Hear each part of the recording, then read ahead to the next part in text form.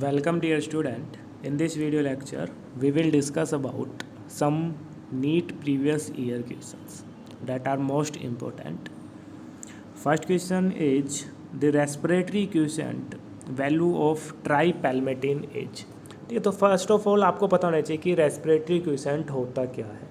ठीक है, तो रेस्पिरेटरी क्वेशेंट एक रेशो है amount of CO2 release and amount of oxygen consume. जब आपका कोई भी फूड मॉलिक्यूल्स है, जब उसका ब्रेकडाउन होता है, ऑक्सीडेशंस होता है, तो कितने अमाउंट ऑफ ऑक्सीजन कंज्यूम होती है, कितनी अमाउंट ऑफ CO2 रिलीज होते हैं, उसके रेशो को हम क्या कह रहे हैं, रेस्पिरेटरी क्वेशेंट, या शॉर्ट में हम RQ वैल्यू लिखते हैं। ठीक है, तो क्वेश्चंस में पूछा गया है वैल्यू ऑफ ट्राईपाल्मेटिक। ठीक है, ट्राई जो पाल्मेटिन है उसकी RQ वैल्यू पूछी गई है। जब पाल्मेटिन का जब ऑक्सीडेशंस होता है तो 145 ऑक्सीजन कंज्यूम होती है और 102 CO2 क्या होती है आपकी रिलीज होती है। तो रेशो की बात करें तो 102 CO2 आपकी रिलीज हो रही है और 145 ऑक्सीजन मॉलिक्यूल आपके यूज हो रहे हैं। तो आपका जो RQ वैल्यू निकलेगी आपकी सोल्व करने के बाद वो आपकी होगी 0.7। तो राइट जो आंसर आपका ट्राईपाल्मेटिन की RQ वैल्यू आपका 0.7। तो बी जो आंसर है वो आपका है राइट आंसर। इसके अलावा आपको कुछ और RQ वैल्यूज है, जैसे आपको कार्बोहाइड्रेट ग्लूकोज की पता होनी चाहिए, प्रोटीन्स की पता होना चाहिए, कुछ आपके फैट्स मॉलिक्यूल है जैसे ट्राईपाल्मेटिन है, मैलिक एसिड है, उनके बारे में आपको पता होना चाहिए। ठीक है, तो एक बार रीड आउट कर लेना कि कार्बोहाइड्रेट का जो RQ वैल्यू है आपका 1 होता है, प्रोटीन का RQ वैल्यू 0.8 से 0.9 होता है, हाइपोकैलोरिक जो आपके कीटोनिक जो बॉडी होते हैं उनका RQ वैल्यू 0.66 होता है, मैलिक एसिड का 1033 होता है, टार्टरिक एसिड का 1.6 होता है, और आपका जो ऑक्जेलिक एसिड है उसका RQ वैल्यू आपका 4.0 होता है। नेक्स्ट क्वेश्चन आपका the short and long arm of submetacentric chromosome are referred to as. ठीक है, तो क्रोमोजोम के अंदर दो आर्म होती है, एक होती है आपकी P आर्म, सेकंड होती है आपकी Q आर्म। ठीक है, तो इसको लर्न करने के लिए एक निमोनिक्स होता है जो मैंने बनाया हुआ है, वो है आपका SP। ठीक है, सुपरिटेंडेंट ऑफ पुलिस। तो आपकी जो शॉर्ट जो आर्म है उसको हम रिप्रेजेंट करते हैं P से रिप्रेजेंट करते हैं, और आपकी जो लॉन्ग जो आर्म है उसको रिप्रेजेंट करते हैं हम Q से रिप्रेजेंट करते हैं। ठीक है, तो SP ट्रिक्स आप याद रख सकते हो कि आपकी शॉर्ट आर्म से P को रिप्रेजेंट करते हैं और Q आर्म से को हम लॉन्ग आर्म को Q से रिप्रेजेंट करते हैं। तो फर्स्ट ऑप्शन में S एंड L आर्म, तो आपका फर्स्ट जो ऑप्शन है आपका रॉन्ग रूल आउट हो जाएगा क्योंकि आपकी L आर्म तो होती नहीं है, P और Q आर्म होती है।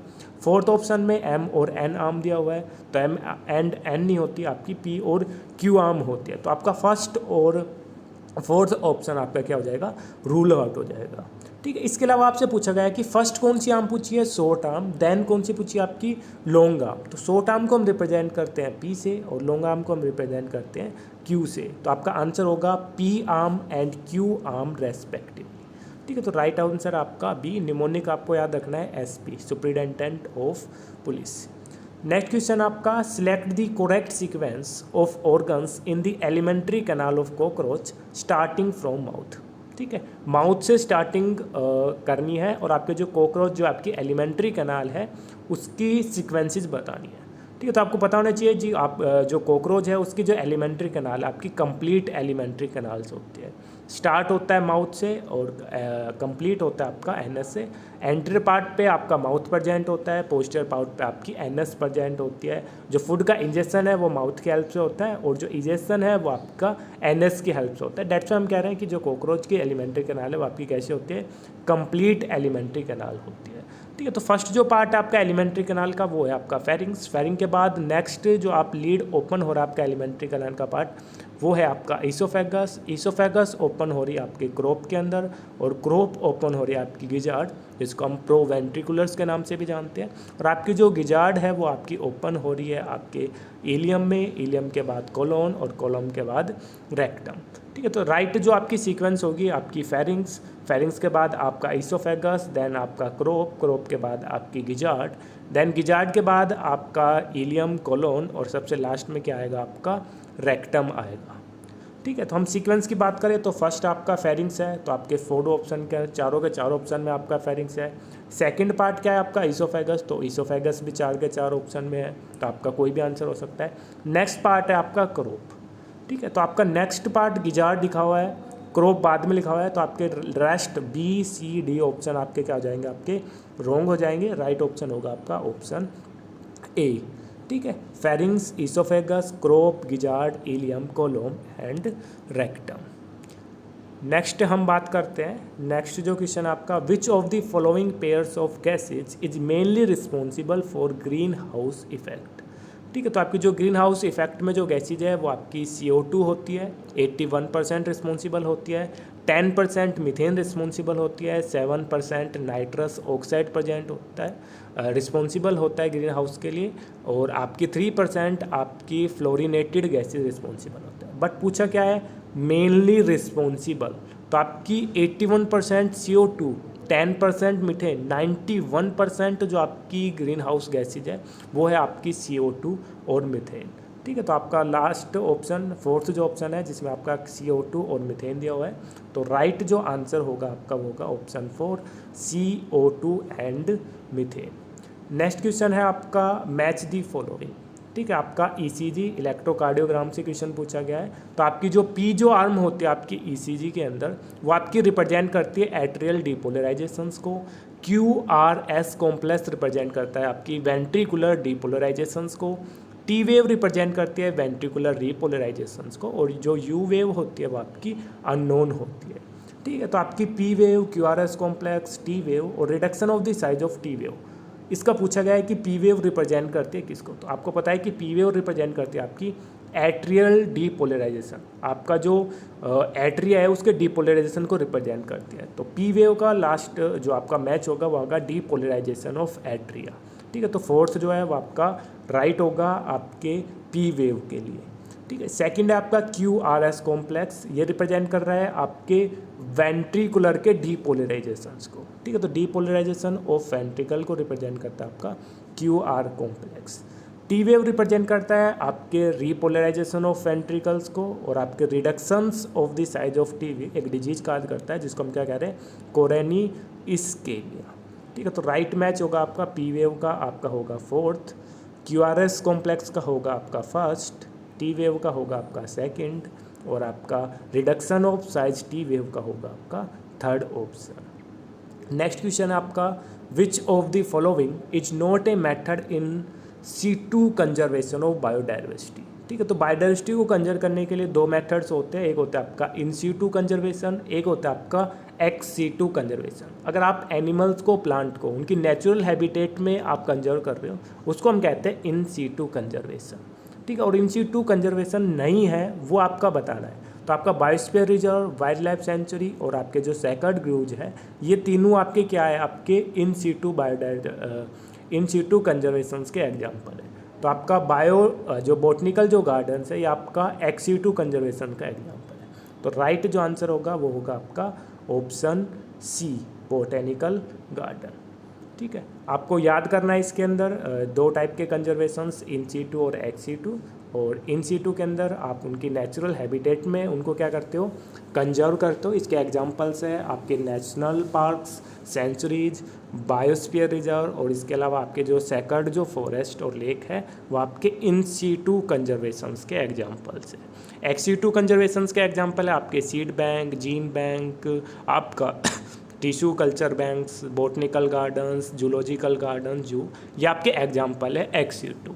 ठीक है, नेक्स्ट क्वेश्चन आपका, the correct sequence of phases of cell cycle is. ठीक है, तो सेल साइकिल के करेक्ट फेज क्या होता है, फर्स्ट होता है आपका G1 फेज, देन आपका सेकंड फेज होता है आपका S फेज, देन होता है आपका G2 फेज, और लास्ट में आता है आपका M फेज।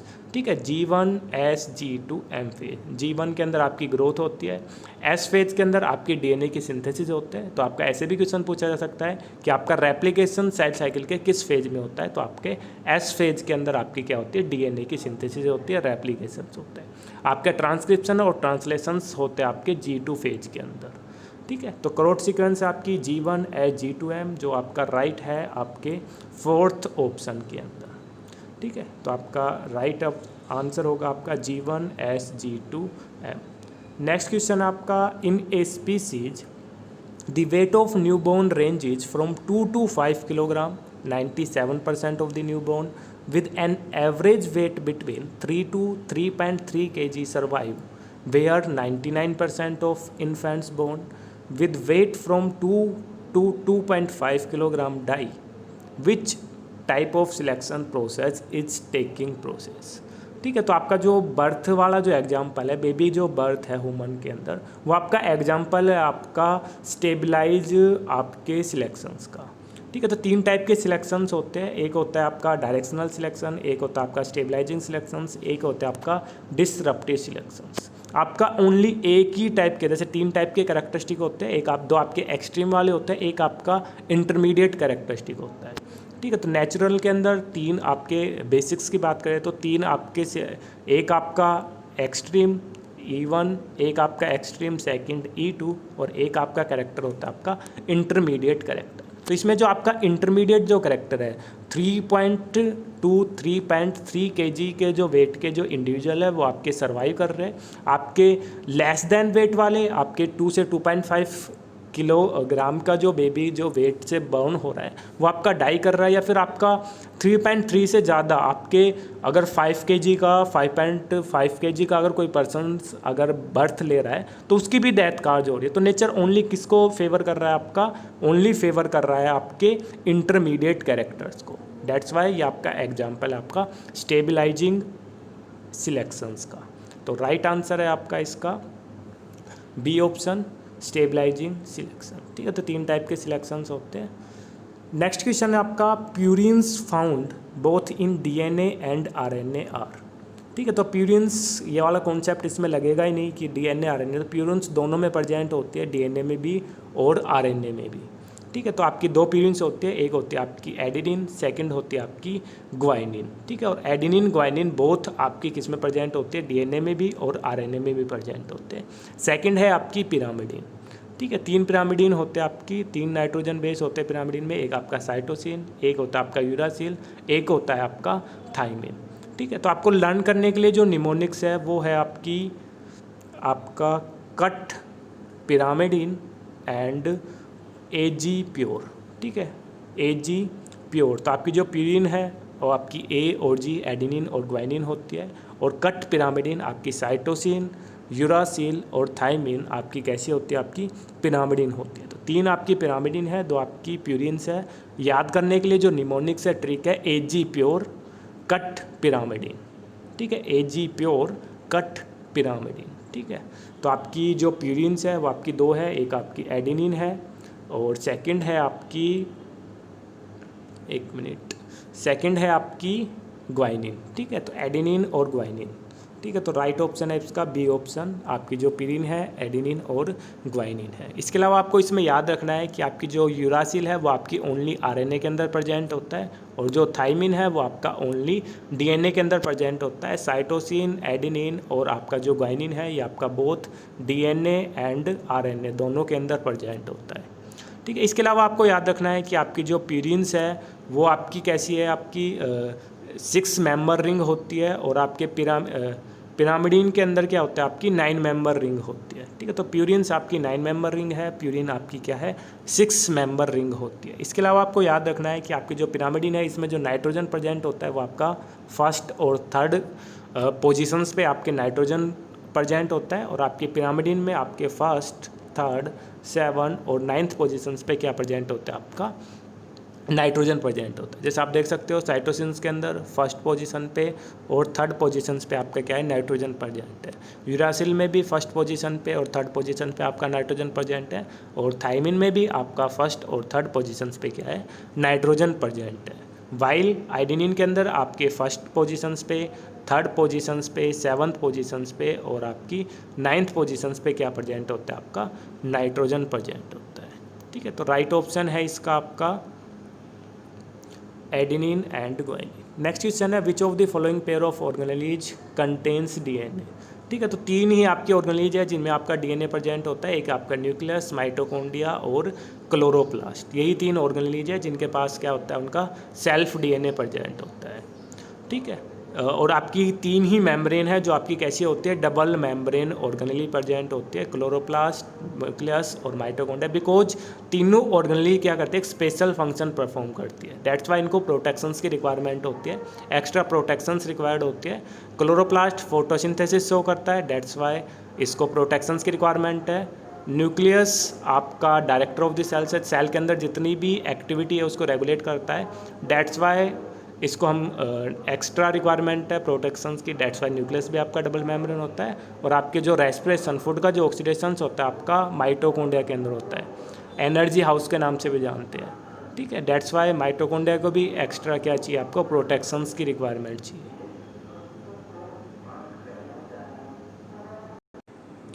राइट ऑप्शन होगा आपका nuclear envelope and mitochondria. Next question आपका, select the correctly written scientific name of mango which was first described by Carolus Linnaeus. ठीक है, तो आपका जो बाइनोमियल नोमेनक्लेचर है वो आपका कैरोलस लिनियस ने दिया था। अकॉर्डिंग टू कैरोलस लिनियस जो आपका मैंगो है उसका साइंटिफिक नेम क्या होता है, ठीक है। तो आपका मैंगो का राइट ऑप्शन होगा मैग्निफेरा इंडिका लिनियस। ठीक है, तो आपका जो बाइनोमियल नोमेनक्लेचर है इसमें आपके दो वर्ड्स होते हैं। फर्स्ट जो वर्ड होता है वो आपका रिप्रेजेंट करता है आपका स्पीसीज को, और सेकंड वर्ड आपका क्या करता है, सॉरी फर्स्ट आपका जीनस को और सेकंड आपका स्पीसीज को क्या करता है, इंडिकेट करता है। नेक्स्ट क्वेश्चन आपका, a gene locus has 2 alleles, A capital A and small A. If the frequency of dominant allele A is 0.4, then what will be the frequency of homozygous dominant, heterozygous and homozygous recessive individuals in the populations। ठीक है, तो आपको given क्या है, आपको मिला हुआ क्या है, आपको कैपिटल ए मिला हुआ है। आपकी जो डोमिनेंट एलील है वो आपकी क्या है, 0.4 है। ठीक है, आपको पता है कि आपकी जो एलील्स होती है आपकी P plus Q is equal to क्या होती है आपकी 1। आपकी जो डोमिनेंट जो एलील होती है, रिसेसिव जो एलील होती है, उनका जो सम होता है वो आपका इक्वल होता है 1 के। ठीक है, पी से हम रिप्रेजेंट करते हैं डोमिनेंट एलील को और क्यू से रिप्रेजेंट करते हैं हम आपकी रिसेसिव एलील को रिप्रेजेंट करते हैं। तो आपकी पी की वैल्यू क्या दी हुई है, आपकी 0.4 दी हुई है, तो आप क्यू की वैल्यू निकाल सकते हो। ठीक है, 0.4 प्लस में क्यू इज इक्वल टू 1, तो क्यू की वैल्यू आपकी क्या आ जाएगी, आपकी 0.6। अब आपके पास कैपिटल ए की वैल्यू भी है, स्मॉल ए की वैल्यू भी है। आपको निकालना क्या है, आपको एक तो निकालना है, आपको कैपिटल ए निकालना है, आपकी होमोजाइगस डोमिनेंट एलील निकालनी है। सेकंड आपको हेट्रोजाइगस आपकी जो फ्रीक्वेंसी है इंडिविजुअल्स की, उनकी फ्रीक्वेंसी निकालनी, कैपिटल ए स्मॉल ए निकालना है। थर्ड आपको कैलकुलेट करना है आपकी होमोजाइगस रिसेसिव जो इंडिविजुअल्स हैं उनकी फ्रीक्वेंसी आपको क्या करनी है, फाइंड आउट करनी है। ठीक है, तो कैपिटल ए की वैल्यू क्या आपकी 0.4, तो कैपिटल ए का आप स्केयर करोगे, 0.4 का आप जब स्केयर करोगे तो आपका कितना आएगा 0.16। आपकी जो कैपिटल ए की जो फ्रीक्वेंसी होगी वो आपकी होगी 0.6। स्मॉल ए की वैल्यू क्या है आपकी 0.6 है, और आपका 0.6 का जब स्केयर करोगे तो आपका होगा 0.36। हेट्रोजाइगस के लिए क्या होता है आपका 2pq होता है। ठीक है, p की वैल्यू क्या है आपकी 0.4 है, q की वैल्यू क्या है आपकी 0.6 है। ठीक है, तो आपका 2 इंटू में 0.6 इंटू में 0.4। ठीक है, 6 चौक 24 दूनी 0.48 आपका कितना होगा, आपका वैल्यू होगी आपकी 0.48 वैल्यू होगी आपकी हेट्रोजाइगस के लिए। ठीक है, तो आपकी होमोजाइगस के आंसर निकला है आपकी 0.16, होमोजाइगस रिसेसिव है 0.36, और आपका जो हेट्रोजाइगस की जो फ्रीक्वेंसी है वो आपकी क्या है 0.48। तो राइट आंसर है आपका 0.16 कैपिटल ए। आपका 3 ऑप्शन में दिया हुआ है बी सी डी के अंदर, तो ए आपका रूल आउट हो जाएगा। ठीक है, आपकी कैपिटल ए स्मॉल ए की वैल्यू 0.48 एक ऑप्शन में दी हुई है आपकी ऑप्शन थर्ड के अंदर, और आपकी जो स्मॉल ए की वैल्यू 0.13 से दी है आपके सी के अंदर, तो सी ऑप्शन इसका क्या हो जाएगा, राइट हो जाएगा।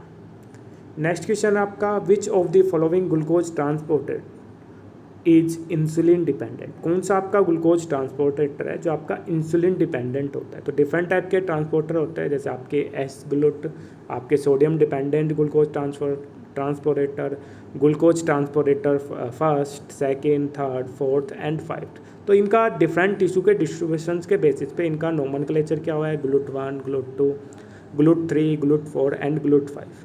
तो आपका जो GLUT4 है ये आपका एडिपोज टिश्यू के अंदर प्रेजेंट होता है, आपकी स्केलेटन कार्डियक मसल्स के अंदर प्रेजेंट होता है, और आपका GLUT4 है ये आपका इंसुलिन स्टिमुलेटेड ग्लूकोज ट्रांसपोर्टर, आपकी इंसुलिन्स जो आपका है उस पर डिपेंडेंट होता है। तो आपका इंसुलिन डिपेंडेंट है आपका GLUT4। तो राइट आंसर है आपका ऑप्शन डी, GLUT4। आपको एक बार देख लेना है कि आपका जो फ्रक्टोज है उसको ट्रांसपोर्ट करने का काम करता है GLUT4, और आपका जो GLUT फर्स्ट है ये आपका यूबिक्विटनस मीन्स मोस्ट ऑफ जो आपके टिश्यू है उस पर GLUT1 प्रेजेंट होता है, GLUT3 आपकी न्यूरॉन्स और प्लेसेंटा पे प्रेजेंट होता है, GLUT2 आपके लीवर और किडनी पे प्रेजेंट होता है। नेक्स्ट क्वेश्चन है, match the following genes of the lac operon with their respective products. ठीक है, तो आपके जो जीन्स है I gene, Z gene, A gene, Y gene, इनके रेस्पेक्टिव प्रोडक्ट्स। तो आपका जो जेड जीन है वो आपका कोड करता है आपके बीटा ग्लैक्टोसाइडोज जीन को कोड करता है, वाई जीन आपके ग्लैक्टोज परमिएज को कोड करता है, और ए जीन आपके ट्रांस एसाइक्लेज को क्या करता है, कोड करने का काम करता है। और आपका जो आई जीन है ये आपका रिप्रेसर जीन होता है।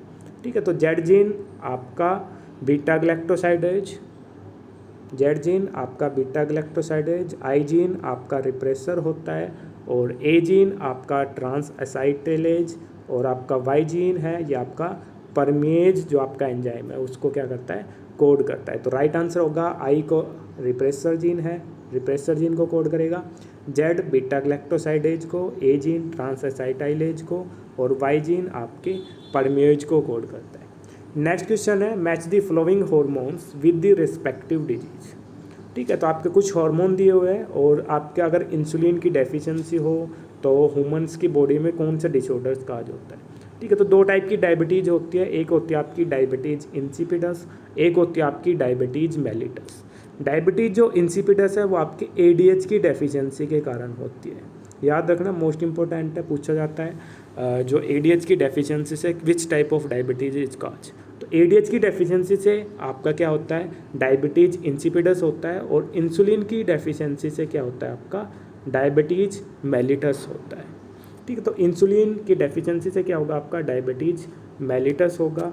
थायरोक्सिन की डेफिशिएंसी आपका जो थायराइड ग्लैंड का जो सिक्रेशंस है उसके थायराइड ग्लैंड के सिक्रेशन से आपकी डेफिशिएंसी से क्या होता है आपका गोइटर होता है। कोर्टिकोइड्स की डेफिशिएंसी से आपका एडिसन डिजीज होता है, और hyper secretion of growth hormone, adult के अंदर जब ग्रोथ हार्मोन का हाइपर सिक्रेशन होता है तो एक डिजीज कहा जाता है जिसको हम कहते हैं एक्रोमेगैली। तो राइट जो आंसर है आपका, इंसुलिन की डेफिशिएंसी से डायबिटीज़, थायरोक्सिन की डेफिशिएंसी से गोइटर, कोर्टिकोइड्स की डेफिशिएंसी से एडिसन डिजीज, और आपके जो ग्रोथ हार्मोन है उसके हाइपर सिक्रेशन से आपके जो अडल्ट होते हैं उनके अंदर क्या आते हैं, एक्रोमेगैली डिजीज होती है। Thank you.